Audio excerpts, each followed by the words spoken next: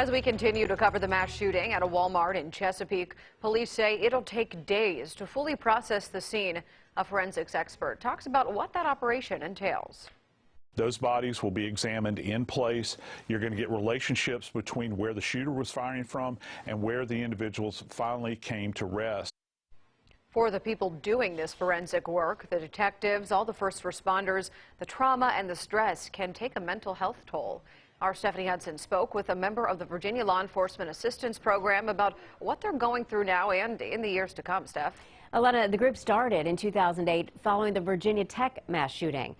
They saw then their peers suffering and now, through grant funding, offer resources to manage stress after critical incidents. We try to get folks within 8 hours of the incident occurring. After a mass incident like this in Chesapeake, the Virginia Law Enforcement Assistance Program offers immediate peer support. It often comes in the form of diffusing, a brief meeting that's intended to stabilize first responders before they go home. To educate folks on the normal response or the common responses to these kind of exposures. They helped after the Virginia Beach mass shooting, after the UVA mass shooting, and dozens of other incidents. The group is made up mostly of retired and active duty police officers, and many like Chris Scallon speak from experience. This incident is highlighted for the community, but this is not the only horrific thing that these men and women have been exposed to.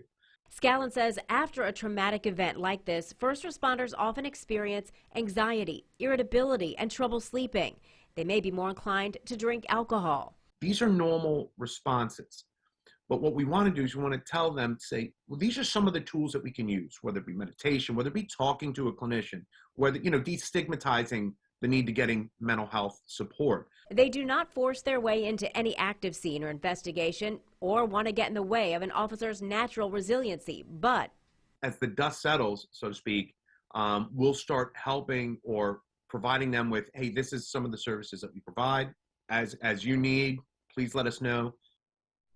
I did speak with some police officers today who are part of the Virginia Beach mass shooting and the Virginia Tech shooting. They told me the trauma has real and lasting effects. They say if you or a loved one is a first responder and having trouble, do not isolate yourself. Get help as soon as you can. Stephanie Hudson, 10 on your side.